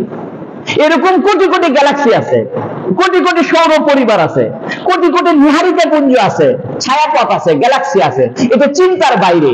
অর্থাৎ আল্লাহ পাক এত বড় সৃষ্টি বানিয়েছে। শুধু এতটুকু বুঝেন, যেদিন পৃথিবী সৃষ্টি হয়েছে সেদিন একটা আলোর বিন্দু বিস্ফোরিত হয়ে বিক্ষিপ্ত ভাবে আলোর বিন্দু ছুটে চলেছে সেকেন্ডে 1,86,000 মাইল। সেকেন্ডে কত? মেমোরিতে ধরেনি। অর্থাৎ 1 সেকেন্ডে 1,86,000 মাইল দ্রুত বেগে চলে যাবে আলোটা। এইরকম গতি সম্পন্ন একটা আলোর গতি, আলোর টুকরা যেদিন পৃথিবী সৃষ্টি হয়েছে ওই দিন থেকে ওই আলোটা ছুটছে ছুটছে ছুটছে, কোটি কোটি বছর ধরে আলোটা আসতেছে, আস্তে আস্তে আস্তে আস্তে আজও পর্যন্ত আজ দুনিয়ার আকাশে তার আলোই পৌঁছে নাই। তাহলে বুঝেন আল্লাহ কত বড় স্পেস বানায় রাখছে। আপনি মনে করছেন দুনিয়ায় শেষ? না না, এই দুনিয়া তো আল্লাহর কাছে মশা মাছির পাখার দাম নাই। বাস্তবেই তাই। বৃহস্পতির সামনে, ইউরেনাসের সামনে, নেপচুনের সামনে, প্লুটোর সামনে, এই যে সৌরজগতে যত গ্রহ উপগ্রহ আছে এগুলোর সামনে পৃথিবী নামক উপগ্রহটা, এইটার মশার সমানো জায়গা হয় না। এই জন্য একটা হাদিসে আছে, দুনিয়ার দাম যদি আল্লাহর কাছে এক মশা বা মাছির পাখার সমান হইতো, কোন কাফের কালে এক ঢোক পানিও খেতে দিত না। দুনিয়া আল্লাহর দাম নাই। এই জন্য জায়গার কোনো অভাব আল্লাহর কাছে নাই। একটা হাদিস শুনাই, হাদিস শরীফে আছে, আলহামদুলিল্লাহ তামলাউ মা বাইনাস সামাই ওয়াল আরদ। কোন ব্যক্তি যদি একবার আলহামদুলিল্লাহ পড়ে, আসমান জমিন পুরোটা সওয়াব দিয়ে ভরে যায়। এক নাস্তিক আমাকে বলতেছে, হুজুর তাহলে একবার আলহামদুলিল্লাহ করলে তো জায়গা শেষ। আমি যদি সারাদিন আলহামদুলিল্লাহ অত জায়গা করি, আমি কি, তুমি কিসের নাস্তিক, কিসের বিজ্ঞান মনস্ক, তুমি তো বিজ্ঞান কিছু বুঝো না। বুঝি না, আমি কি পড়ছো? ভার্সিটি পড়ছি। কচু পড়ছো তুমি, আবার নতুন করে পড়ো। মহাকাশে এত পরিমাণ জায়গা, শোনেন, ব্ল্যাক হোল আছে, ব্ল্যাক হোল, ব্ল্যাক হোল বুঝেন? মানে এইরকম সূর্যের মতো কোটি কোটি সূর্য, আলো শুকিয়ে গিয়ে ওটা অন্ধকার হয়ে আছে। অর্থাৎ মহাবিশ্বের এত বড় স্পেস, এত বড় দূরত্ব, এত বড় জায়গা, কোটি কোটি বছর আলো দৌড়াইতেছে, আজও পর্যন্ত এক মাথা থেকে আর এক মাথা আলো জায়গায় শেষ করতে পারেনি। তাহলে আল্লাহর বানানো জায়গাটা কি ছোট না বড়? তাই বলতেছে ফি জান্নাত, যারা দুনিয়াতে নেক আমল করে আখিরাতে ডান পাশে দাঁড়াবে, আমি তাদের জন্য একটা জান্নাত না, বহুগুলো জান্নাত দেব। বুখারী শরীফের হাদিসে আছে, এক মহিলার ভাই শাহাদাত বরণ করেছে, মহিলাটা কাঁদতেছে। নবী ইসলাম বলছে, কান্না করো কেন? কে রাসূলুল্লাহ, আমার ভাই যদি জান্নাতে না যায় এই জন্য আমি কাঁদি। হ্যাঁ, জান্নাতে যাবে। নবী বলতে জান্নাতে যাবে। বলছে, আমার ভাইরে কয়টা জান্নাত দিবেন? একটা জান্নাত পাইবে তো? নবী বলতেছে, লাহু জানানুন কাসীরা। আরে তোমার ভাইয়ের জন্য একটা জান্নাত না, যে নাকি আল্লাহর রাস্তায় শাহাদাত বরণ করেছে, জীবনটা বিলিয়ে দিয়েছে আল্লাহর হুকুম দুনিয়াতে বাস্তবায়ন করার জন্য, আল্লাহর বিধান দুনিয়াতে কায়েমের জন্য রক্ত দিয়েছে, আমি তাকে একটা জান্নাত দিব না, লাহু জানানুন কাসীরা, বহু বহু জান্নাত আমি তাকে দিব। এখন প্রশ্ন, এত জান্নাত করবেন কি? এত জান্নাত আমি করবো কি? আরে ভাই, করবেন কি মানে? আপনার দুনিয়াতেই তো বড় লোকদের ঢাকায় একটা বাড়ি, দুবাই একটা বাড়ি, মালয়েশিয়া একটা বাড়ি আছে কিনা? আপনি আল্লাহর মেহমান হবেন, আল্লাহর কাছে আপনি প্রিয় ভাজন হবে, একটা দুইটা বাড়ি দিলে হয়? যারা দুনিয়াতেই বড় লোক হয়, দুনিয়াতেই পয়সাওয়ালা হয়, প্রভাবশালী হয়, ঢাকায় একটা বাড়ি করে, জলসেতুলে একটা করে, তাও ঢাকাটা পছন্দ হয় না, কয়েকদিন পরে দুবাই, দুবাই ভালো না, আমেরিকা ভালো না, কানাডা, মানে আসি হালমিন মাজিদ দিলে পরে আরো চায়। আল্লাহ কয়, এই মিয়া, দুনিয়াতে কাফেরদেরকে 4-5টা বাড়ি, লন্ডনে বাড়ি, আমেরিকায় বাড়ি, আর তুমি আমার মেহমান, তুমি আমার ডান দিকের বান্দা, তুমি আমার ইমানদার বান্দা, তুমি দুনিয়াতে কষ্ট করে আসছো, তোমার একটা জান্নাত দিব, তোমার হাজার হাজার জান্নাত দিব। সুবহানাল্লাহ। এখন এই জান্নাতে এরা কি করবে? ইয়াতাসাআলুন আনিল মুজরিমিন, অপরাধীদের সম্পর্কে এই জান্নাতীরা পরস্পরে কথা বলবে। অর্থাৎ জান্নাতে যখন যাবে, তখন জান্নাতীরা পরস্পরে বলবে, আচ্ছা দুনিয়া, মুজরিম বলা হয় জুরুম, জুরুম মানে হলো অপরাধ। আসলে জুরুম মানে হলো এমন অপরাধ যে অপরাধের প্রভাবটা চলমান, এটাকে জুলুম বলে। আর জুলুমুন আলাদা, জুলুমুন মানে অজুস্য আলা গায়রি মাহাল্লিহি, অর্থাৎ যে জিনিসটা যেখানে রাখা দরকার সেখানে না রেখে অন্য জায়গায় রাখছেন, এটার নাম জুলুম। অর্থাৎ আপনার মাদ্রাসায় যাওয়ার দরকার সকাল 10টা, আপনি গেছেন 11টা, এটা জুলুম। আপনি রুমে নাই, ফ্যানটা চালু করে দিয়ে রুম থেকে বের, এটা ওটা জুলুম। আপনি অফিস করেন, অফিস সকাল 10টা 5টা, আপনি অফিসে যান 12টায়, ফিরে আসেন 3টা, এটা জুলুম। অর্থাৎ যে কাজটা করার দরকার সে কাজটা সেভাবে করেন না, এটা জুলুম। আমরা মনে করি খালি টাকা পয়সা না রেখে মনে জুলুম হয়, কেন? সময়ের উপরে জুলুম আছে, দায়িত্বের উপরে জুলুম আছে। জুলুমের সীমানা শুধু টাকা পয়সা, অন্যায় ভাবে হরণ করলে জুলুম, এটা জুলুমের একটা প্রকার। কিন্তু জুলুমের আরো প্রকার, আপনি আপনার বিবিকে মাঝে মাঝে বেড়াতে নিয়ে যান, এটা একটা জুলুম। আপনার বিবি যা খাইতে চায় খাওয়ার না, এটা একটা জুলুম। আপনি বাচ্চাকে চুমু দেন না, কারণ বাচ্চা সে চুমু পাওয়ার অধিকার, এটা একটা জুলুম। আপনি বাচ্চাকে নিয়ে হাসি ঠাট্টা করেন না, এটা তো জুলুম। হাসি ঠাট্টা কবে করবেন? ছেলের বয়স 40 হইলে। বাচ্চাকে কোলে নিবেন কবে? 40 বছর হয়ে না, ছোটবেলাতে। আপনি ছোটবেলায় বাচ্চা কোলে নেন না, না আমার শরম লাগে, এটা একটা জুলুম। অর্থাৎ যার যা যখন যে কাজটা করা দরকার, যার যখন যে কাজ, যার যখন যে কাজ, ওই কাজটা করার নাম হলো ইনসাফ। আর ওই কাজটা না করার নাম জুলুম। আর জুরমুন বলা হয়, জুরমুন বলা হয় এমন অপরাধ যার প্রভাব দীর্ঘস্থায়ী। আমরা এই মুজরিমদের সম্পর্কে জিজ্ঞাসা করবে, কেন কাফেরদের কালা মুজরিম বলছে? কাফেররা তো নিজে কুফরি করে, আরো বহু মানুষের কুফরির পথ দেখায় চলে যায়, এই জন্য কাফেরদের কালা মুজরিম বলছে। জালিমও বলছে কোরআন শরীফে। এখন এই মুজরিমের দুটো অর্থ, একটা অর্থ হলো তার পুরোটাই মুজরিম, অর্থাৎ পুরোটাই গুনাহে ডোবা, সে হলো পাক্কা কাফের। আর একটা হলো ঈমান এনেছিল কিন্তু পরে আবার গুনাহ করছে, ইও মুজরিম। এখন তাফসীরের ভাষায় জান্নাতীরা দুই ধরনের অপরাধী সম্পর্কেই পরস্পরে কথাবার্তা বলবে। আমাদের এলাকায় একটা কাফের ছিল রে, ওর খবর কি? বহু দান খয়রাত করতো, ওর খবর কি? আবার অনেক সময় বলবে, আচ্ছা আমাদের এলাকায় একজন ইমানদারি কিন্তু মদ খাইতো, অপরের জায়গা দখল করে নিছে, বনের সম্পত্তির ভাগ দেয়নি, আমার চোখে ঘুষ খাইছে, আমার চোখে ছিনতাই করে নিয়ে গেছে, ওর খবরটা কি রে? জান্নাত, বহু জান্নাত তাদের জন্য। তারা পরস্পরে প্রশ্ন উত্তর করবে, জিজ্ঞাসাবাদ করবে তাদের ব্যাপারে। আনিল মুজরিমিন, আল্লাহ তখন করবে কি, জান্নাতি আর জাহান্নামীদের মাঝখানে পর্দা তুলে দিবে। সুবহানাল্লাহ। তখন জান্নাতীরা সব দেখতে পারবে কারা কারা জাহান্নামী, যার সাথে যার পরিচয় ছিল দেখতে পারবে। অন্য আয়াতে আল্লাহ বলছেন, আল্লাহ তাড়াতাড়ি পর্দা বন্ধ করে দেন, এদের দিকে তাকাইলে আমাদের কষ্ট হয়। আর জাহান্নামীরা বলবে, ও জান্নাতি ভাই, তোমরা কিছু পানি আমাদের দিকে ছিটিয়ে দাও, জান্নাতীরা ভয় পেয়ে যাবে, ভয় পেয়ে আল্লাহ তাড়াতাড়ি একে বন্ধ করে দেন, আমরা এদেরকে দেখতে চাই না। তবে কিছুক্ষণের জন্য জান্নাতীদের কষ্ট না হয় মতো, জান্নাতীদের দেখতে যাতে জাহান্নামীদেরকে দেখতে কষ্ট না হয় মতো অবস্থায় কিছুক্ষণের জন্য জান্নাত আর জাহান্নামের মাঝখানের পর্দা খুলে দিবে, জান্নাতীরা জাহান্নামীদের দেখবে। তখন জান্নাতীরা বলবে, মা সালাকাকুম ফি সাকার, তোমাদেরকে সাকার নামক জাহান্নামে কে চালিত করলো? এর আগে সাকার নামক জাহান্নামের কথা গেছে, মনে আছে না আপনাদের? এই জান্নাতীরা বলবে, মা সালাকাকুম ফি সাকার। সালাকা বলা হয়, একটা হলো দাখালা, দাখালা মানে প্রবেশ করা, আর সালাকা মানে হলো ধাক্কা দিয়ে প্রবেশ করানো। একটা মানে ঢুকতে চায় না, জোর করে ধাক্কা দিয়ে ঢুকেছেন, এটাকে বলে সালাকা। অথবা সালাকার আরেকটা অর্থ হলো সালাকা ইয়াসলুকু সুলুকান, অর্থাৎ কোন পথ অবলম্বন করা। অর্থাৎ কি পথ অবলম্বন করেছিলে তোমরা যে কারণে জাহান্নামে গেছো? দুটো অর্থ হতে পারে। একটা হলো কি কাম করছো দুনিয়াতে যে কারণে আজকে ধাক্কা দিয়ে তোমাদেরকে জাহান্নাম ফেলাইছে, এটা একটা অর্থ। আর একটা অর্থ যে দুনিয়াতে কি পথ অবলম্বন করেছিলা যে কারণে জাহান্নামে গেছো। এই জন্য পুরিমুড়ি দিকে সুলুক বলে, কি বলে? সুলুক, সুলুকের রাস্তা, ওখান থেকে সালাকা। মা সালাকাকুম ফি সাকার, তোমাদেরকে কোন জিনিস আজকে সাকার নামক জাহান্নামে ধাক্কা দিয়ে ফেলে দিল, অথবা কোন জিনিস তোমাদেরকে সাকার নামক জাহান্নামে যাওয়ার জন্য দুনিয়ার কি পথ অবলম্বন করেছিলে যে কারণে আজকে জাহান্নামে যাচ্ছ? এটা সরাসরি কাফেরদের সাথে এই প্রশ্ন হবে, আবার যারা ইমানদার কিন্তু বদামল করেছিল তাদের সম্পর্কে জিজ্ঞাসিত হবে।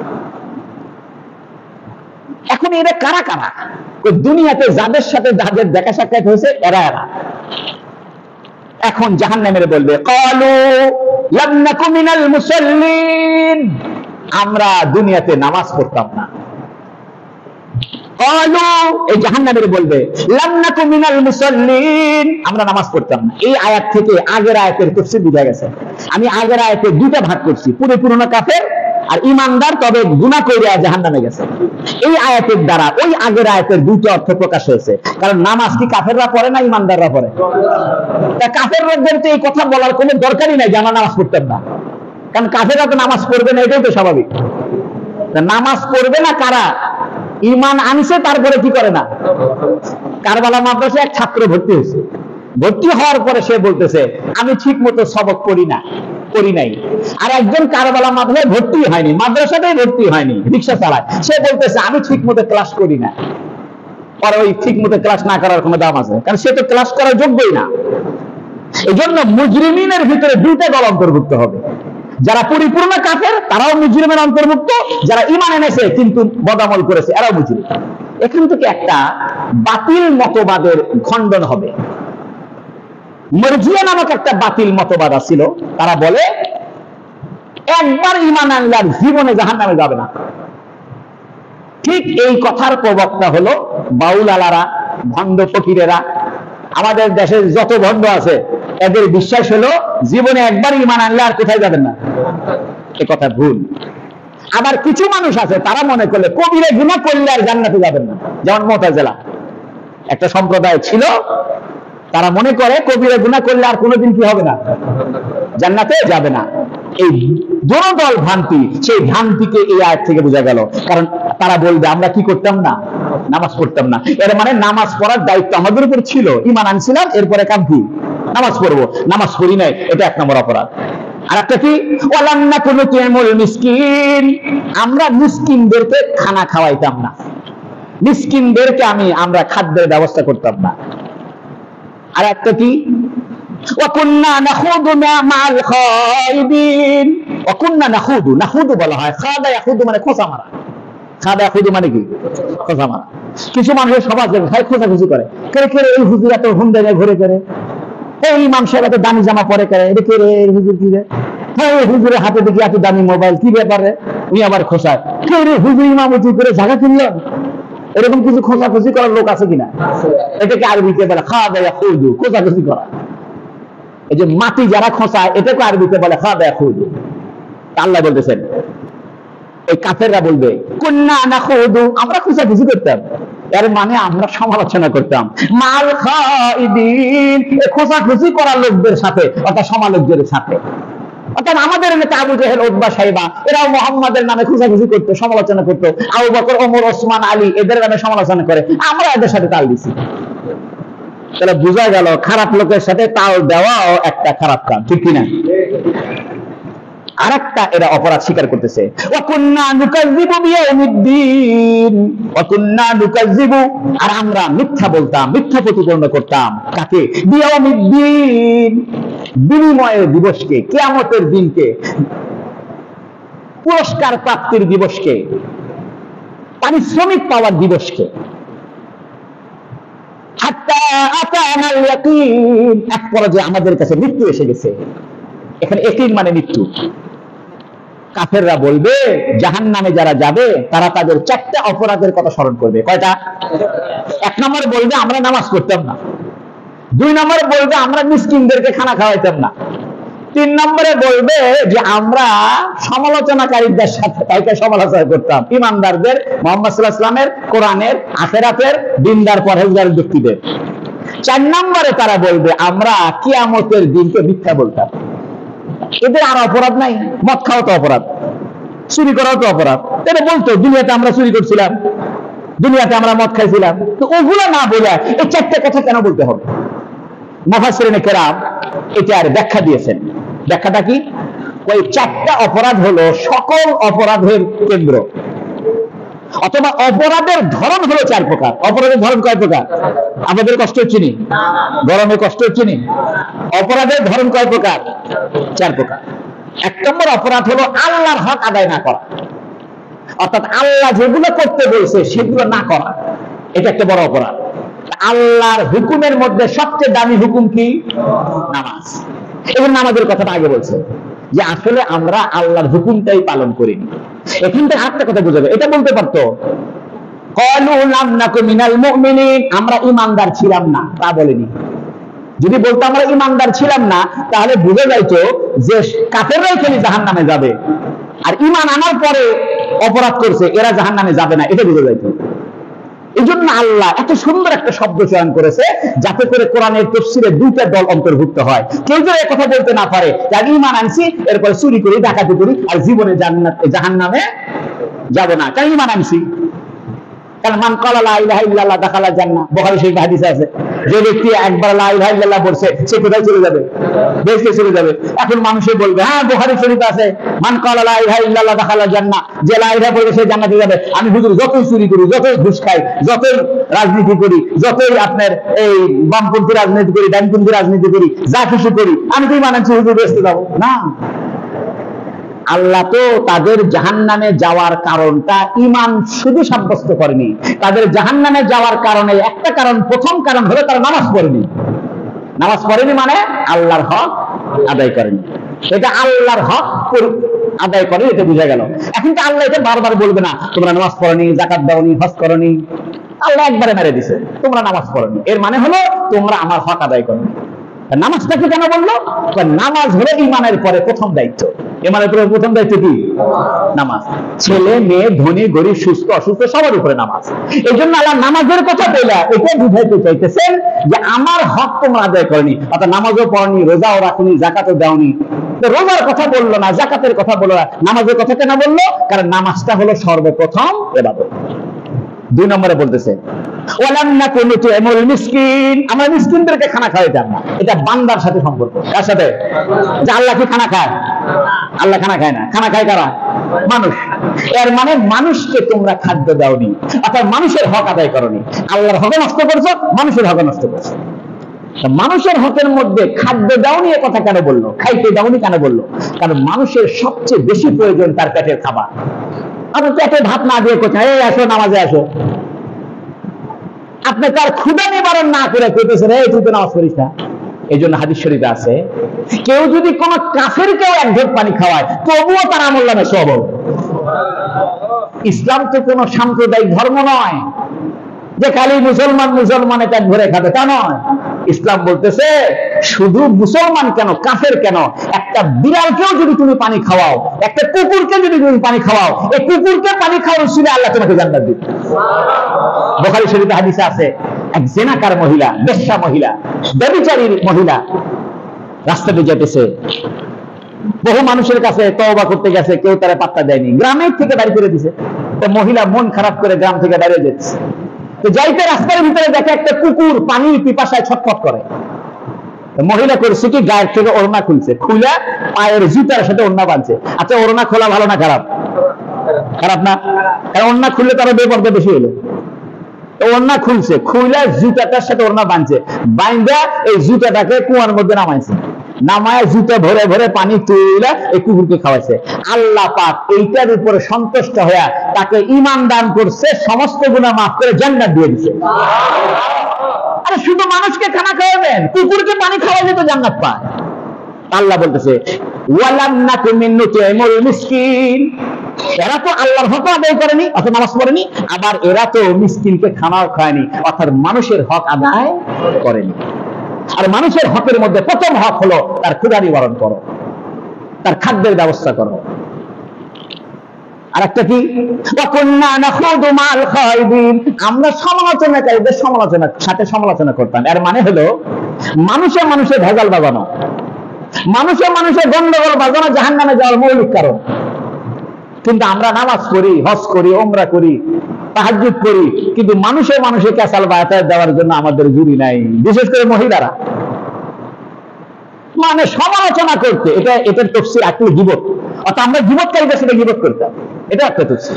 এই জন্য খবরদার গীবত করবেন না, সমালোচনা করবেন না। গীবত কাকে বলে? গীবত বলা হয় সত্য কথা কারো অগোচরে বলার নাম গীবত।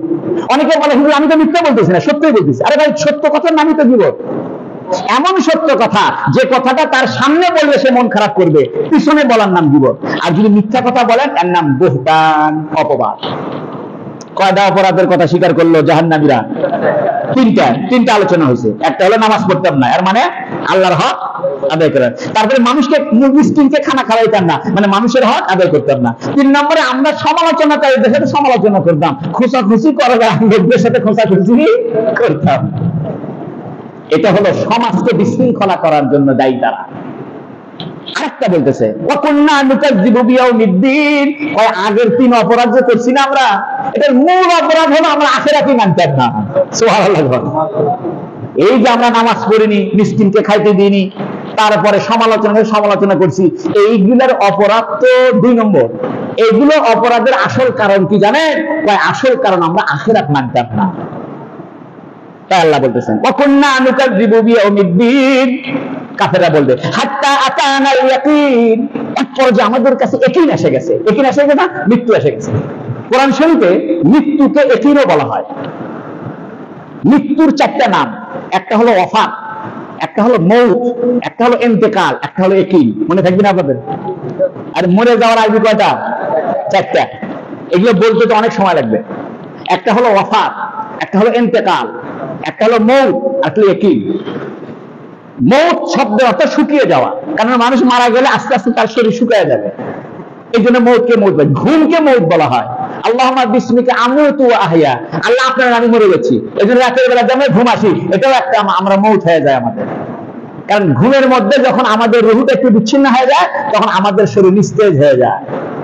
এই জন্য শুষ্ক জমিনকে মৌত বলা হয়। আমি আসমানের জমিনের পানির দ্বারা মৃত জমিনকে সজীবতা দান করি, মানে শুকনা মাটিকে কি করি, আবার উর্বর করি। এই জন্য যে সমস্ত মাটির পানি নাই, শুকায় গেছে, এগুলোকে বলা হয় মৃত জমিন। মৌত মানে হলো শুকিয়ে যাওয়া, নিস্তেজ হয়ে যাওয়া। ইন্তেকাল মানে এক জায়গাতে আরেক জায়গায় পার হওয়া। এই জন্য আমরা রুহের জগতে ছিলাম, সেখান থেকে মায়ের পেটে আসছি, সেখান থেকে দুনিয়াতে আসছি, দুনিয়া থেকে কবরে যাব, কবর থেকে হাসরে, হাসরের থেকে ইনশাআল্লাহ জান্নাতে। এই জন্য মৃত্যুর আরেক নাম হলো ইন্তেকাল, আরেক নাম ওয়াফাত। ওয়াফাত বলা হয় ওয়াফা ইয়াফি, ওয়াফাআন বিফাআন, শব্দের অর্থ হলো পরিপূর্ণ নিয়ে নেওয়া। এই জন্য ঘুমের মধ্যে আমাদের মৃত্যু সামান্য হয়। এই জন্য আমরা ঘুমের মধ্যে স্বপ্ন দেখি, যে জাগ্রত অবস্থায় কেউ স্বপ্ন দেখে না। এটা একটা বড় দলিল, কিতাবে লিখেছে যে আখিরাত যে আছে তার বড় দলিল হলো স্বপ্ন। আচ্ছা, আমরা স্বপ্নের ভিতরে মৃত মা বাবাকে দেখি কি দেখি না? আপনি মৃত মায়ের কবরের সামনে যে তাকায় থাকেন, দেখতে পারবেন? এর মানে আল্লাহ বুঝাই, শোনো, মৃত্যু না হলে ওই জগতে যাইতে পারবে না। আর তোমার আব্বা আম্মা যে মারা গেছে, এরা হারায় যায়নি, এরা আরেক জায়গায় আছে। এইটা বুঝার জন্যই তো আমি মধ্যে মধ্যে স্বপ্নে তোমাদেরকে তোমার মৃত বাপ মাকে দেখায়।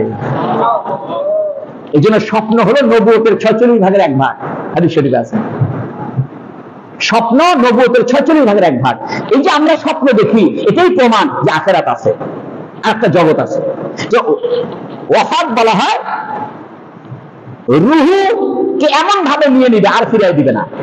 যেমন রাতের বেলা আমরা ঘুমায় পড়ি, আল্লাহ রুহুটাকে একটু বিচ্ছিন্ন করে, এই জন্য নিস্তেজ হয়ে যায়। সকালবেলা ঘুমের থেকে জাগ্রত হওয়ার সময় আবার রুহুটা ফিরিয়ে দেয়।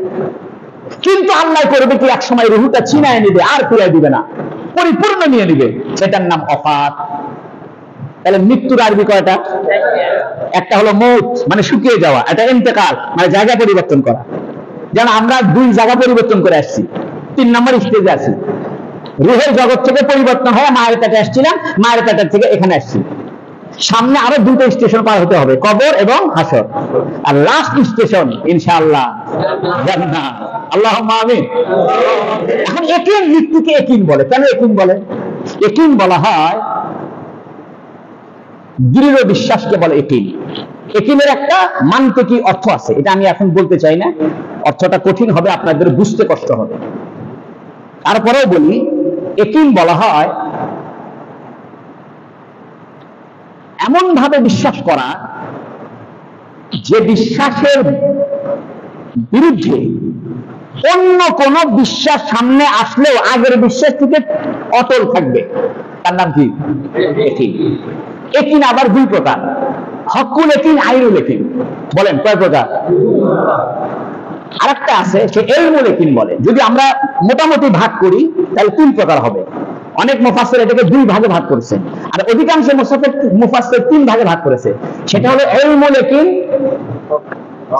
আইনুল ইয়াকিন, হকুল ইয়াকিন। ইলমুল ইয়াকিন মানে জেনে বিশ্বাস করা। যেমন আপনি সৌদি আরবে যান নাই, কথার কথা, শুনে শুনে বিশ্বাস করছেন, ঠিক না? এই বিশ্বাসের কোনো ভেজাল আছে? বিশ্বাস করছেন। এখন আপনি সরাসরি সৌদি আরবে গেলেন, মক্কায় গেলেন, চোখে কাবাটা দেখলেন, তাহলে আপনি এটা আইনুল ইয়াকিন, চোখে দেখে বিশ্বাস। একটা হলো জ্ঞানগত বিশ্বাস, জ্ঞানের মাধ্যমে বিশ্বাস করছেন।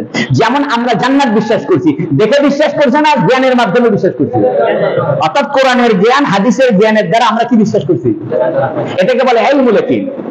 এখন যখন জান্নাতে ইনশাআল্লাহ যাব, চোখে দেখবো, তখন বলবো আরে দুনিয়াতে যে জান্নাত বিশ্বাস করছিলাম সেটাই তো চোখে দেখলাম, এর নাম আইনুল ইয়াকিন। সুবহানাল্লাহ।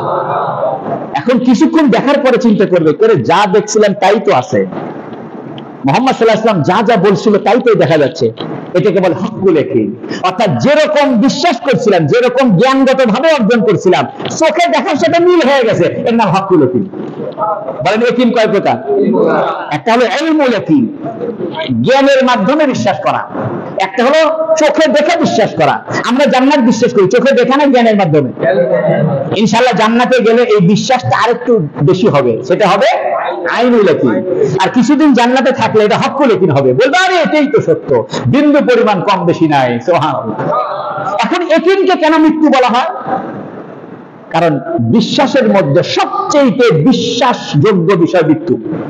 পৃথিবীতে একটা মানুষ দেখাতে পারবে না যে মৃত্যুকে বিশ্বাস করে না। সে নাস্তিক হোক, মুরতাদ হোক, কাফের হোক, বিএনপি করে, আওয়ামী লীগ করে, যা করে করুক, জাতিবাদী করে, নামাজ পড়ে পড়ে না, মদ খায়, হুজুর, যত ধরনের মানুষ আছে সব মানুষ একটা কথাই বিশ্বাস করে, সেটা কি? এই জন্য মৃত্যুর আর এক নাম কি? ইয়াকিন। তো কাফেররা বলবে কুন্না নাখুদু মাল খাইদিন। আরে 1 ঘন্টা পার হয়ে গেল। কুন্না নাখুদু মাল খাইদিন, আমরা তো খোঁচাখুচি করার লোকদের সাথে খোঁচাখুচি করতাম। কুন্না নুকাজ্জিবু বিয়াউমিদ্দিন, এবং আখিরাতকে অবিশ্বাস করতাম। হাত্তা আতানাল ইয়াকিন, এক পর্যায়ে আমাদের কাছে সবচেয়ে বিশ্বাসযোগ্য বিষয় মৃত্যু এসে গেছিল। আমরা তওবা করার সুযোগও পাইনি এবং আমরা ঈমান আনার সুযোগও পাইনি। এই অবস্থায় আমাদের মৃত্যু হয়ে গেছে।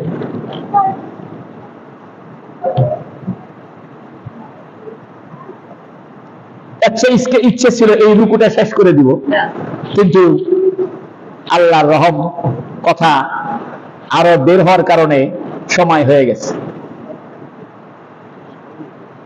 আচ্ছা, একটা স্টেশনে শেষ করি, আপনাদের একটু কষ্ট হচ্ছে, আর কয়েকটা মিনিট দাঁড়ান। একটা স্টেশনে না থামলে পরবর্তী তাফসীরটা জমবে না। এখন আল্লাহ বলছেন ফামা তানফাউহুম শাফাআতুশ শাফিঈন। আজকে এতটুকুই থাক, এখানে আরো কথা আছে। শাফাআত কাকে বলে, শাফাআত কয় প্রকার, কারা কারা শাফাআত করতে পারবে, অনেক কথা এখানে আছে। আজকে 47 নম্বর আয়াত পর্যন্ত হলো। কয় নম্বর আয়াত? আমরা শুরু করেছি 32 নম্বর আয়াত থেকে, শেষ হলো কয় নম্বরে? 47 নম্বর আয়াতে শেষ হলো। আল্লাহ বাঁচাইলে ইনশাআল্লাহ ইনশাআল্লাহ আমার একটু হজে যাওয়ার নিয়ত আছে। আপনারা সবাই একটু দোয়া করেন যাতে আল্লাহ সম্মানের সাথে, আরামের সাথে, মহব্বতের সাথে আল্লাহ হজে নিয়ে যায়। বলেন আমিন। আল্লাহ আপনাদের সবাইকে হজ করার তৌফিক দান করুন। ইনশাআল্লাহ হজ থেকে ফিরে আসার পরে আপনার 48 নম্বর আয়াত থেকে হবে। কয় নম্বর আয়াত থেকে হবে? আজকে এতটুকু থাক। আজকে আমরা যে আলোচনাটা করলাম, আলোচনার মূল বিষয় হলো চন্দ্র যেমন সত্য, রাত্রের আগমন যেমন সত্য, দিনের আগমন যেমন সত্য, একই রকম ভাবে সাকারে জাহান্নাম সত্য, একই রকম ভাবে মুহাম্মদ সাল্লাল্লাহু আলাইহি ওয়াসাল্লামের আগমন সত্য, একই রকম ভাবে আখিরাত সত্য। এবং তারপরে আল্লাহ বললেন যে যেহেতু এটা সত্য, এটা তোমাদেরকে সতর্ক করার জন্য বলা হলো। সাকার নামক জাহান্নামের কথা বলা হলো সতর্ক করার জন্য। মুহাম্মদ সাল্লাল্লাহু আলাইহি ওয়াসাল্লামকে পাঠিয়ে দেওয়া হয়েছে সতর্ক করার জন্য। আখিরাত তোমাদের দুনিয়ার জীবনকে সতর্ক করার জন্য। তোমাদের যাদের মনে চায় আখিরাতের জন্য কিছু পাঠাও, আর মনে না চলে পিছনে যা পারো রেখে চলে যাও। আর তোমরা সবাই তো তোমাদের জীবনকে বন্ধক রেখেছো, তোমাদের সকল কাজ কাম বন্ধক রাখা আছে কার কাছে? আল্লাহর কাছে। পাওয়া যায়গা।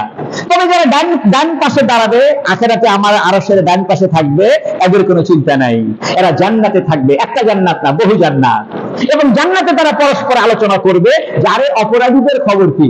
অপরাধী দুই রকম, কাফেরও এবং ইমানদার বদামলকারী, এরাও কাফের, এরাও বদামলকারী। বলবে এদের খবর কি? তখন বলবে এ কোন জিনিস তোমাদেরকে জাহান্নামে ধাক্কা দিয়ে ফেলছে রে? তখন এরা 4টা কথা বলবে, আমরা নামাজ পড়তাম না, অর্থাৎ আল্লাহর হক আমরা মিসকিনকে খানা খাওয়াইতাম না, বান্দার হক আদায় করতাম না, আমরা সমালোচনাকারী সমালোচনা করতাম, অর্থাৎ সমাজ জীবনে বিশৃঙ্খলা আমরা করতাম। আর এই 3টা অপরাধের মূল কারণ হলো আমরা আখিরাতই মানতাম না। কি মানতাম না? এক পর্যায়ে আমাদের কাছে কি এসে গেছে? মৃত্যু এসে গেছে। হায় হায় আফসোস। আল্লাহ আমাদের সবাইকে বিশেষভাবে 5 ওয়াক্ত নামাজ পড়ার তৌফিক দান করে। বলেন আমিন। মানুষকে খানা খাওয়ানোর তৌফিক দান করে। যে দেখেন খাজা মঈনুদ্দিন চিশতি সাহেবের নাম শুনছেন নি?